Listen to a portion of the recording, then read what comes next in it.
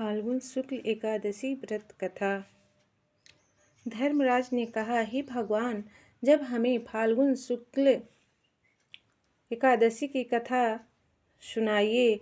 और भगवान ने कहा कि भारतवर्ष में पहले समय में चित्ररथ और नाम का राजा राज करता था। उसके राज में प्रजा सब हर प्रकार से सुखी थे, कोई गरीब या दुखी नहीं था और न्याय पूर्वक शासन करने से सारी प्रजा राजा से खुशी थी। राजा हर एकादशी को अपनी प्रजा के साथ विधि पूर्वक व्रत करता था, जिससे उसके राज में कभी भी अकाल नहीं पड़ा और किसी को भी दैविक और भौतिक क्लेश नहीं सताया था। फिर एक रात जब राजा एकादशी व्रत कर जागरण कर रहा था, एक भिखारी भूख प्यास से व्याकुल उधर आकर राजा के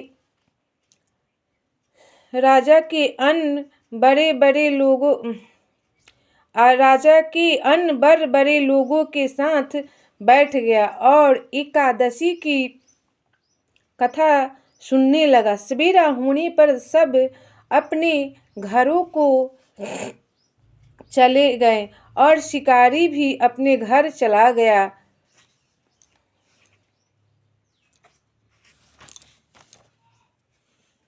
फिर कथा सुनने से शिकारों ने मांस खाना और शिकार करना, शराब पीना आदि सब बुरे कार्यों को छोड़ दिया और धर्म महात्मा बन गया। अपने शुभ कार्यों से उस शिकारी के मरने पर राजा चित्ररथ के घर से पुत्र रूप में जन्म लिया। उसके नाम बसुरथ रखा गया और वह बचपन से ही बहादुर और धर्मात्मा था। इसलिए बड़ा होने पर चित्ररथ ने राज का भार अपने लड़के बसुरथ को सौंप दिया। राजा बसुरथ एक दिन शिकार करने जंगल में गया। वह मार्ग भूल कर इधर उधर भटकने लगा। भूख प्यास से बहुत तड़प रहा था। तभी उसने भगवान से प्रार्थना की कि हे भगवान, मैंने ऐसा कौन सा पाप किया है जिससे मैं इतना कष्ट उठा रहा हूँ। तभी भगवान की प्रेरणा से उसे ध्यान आया कि आज एकादशी है और मैं वन में प्राणियों को भी हिंसा कर पाप का भागी बनूंगा। इसी कारण मेरी यह दशा हो रही है।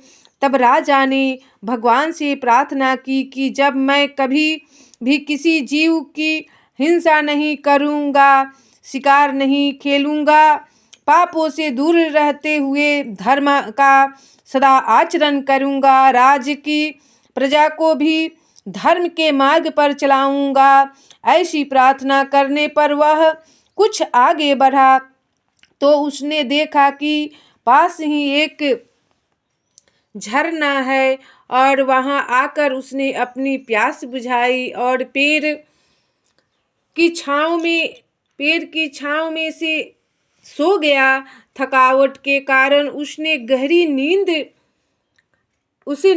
नींद आ गई।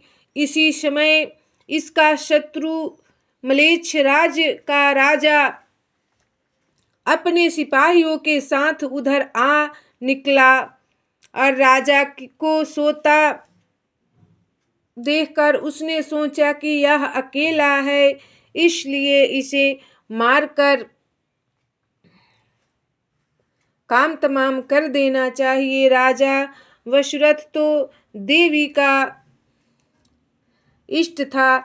जो म्लेच्छ राजा बसुरथ को मारने के लिए हथियार लेकर आगे बढ़ा, त्यों ही देवी ने प्रकट होकर सब मलेच्छ शत्रुओं को नाश कर दिया और राजा की नींद खुली।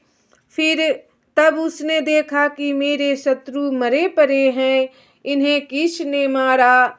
और है इसी आश्चर्य में था कि आकाशवाणी हुई कि हे राजन, तुम धर्मात्मा और एकादशी का व्रत रखने वाले हो, इसलिए देवी ने प्रकट होकर तुम्हारे शत्रु का विनाश कर तुम्हारी रक्षा की है। राजा यह जानकर प्रसन्न हुआ और अपने नगर में जाकर न्याय और धर्म पूर्वक शासन करने लगा।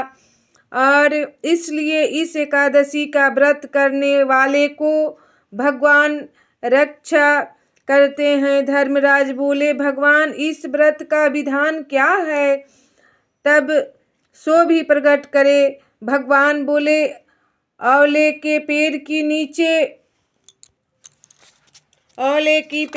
नीचे कलश स्थापित कर भगवान परशुराम की पूजा करनी चाहिए और धूप दीप आदि अर्पित कर प्रार्थना करे कि हे भगवान, आप सब कष्टों को दूर कर सुख की वर्षा करने वाले हैं। मैं आपकी शरण में हूँ, मुझ पर कृपा करो और सुख की वर्षा करो। रात को विष्णु भगवान की पूजा कर सत्संग आदि में रात बितानी चाहिए और प्रातः शुद्ध होकर ब्राह्मणों को भोजन करावे और यथाशक्ति पात्र वस्त्र आदि दान दे। बोलिए विष्णु भगवान की जय।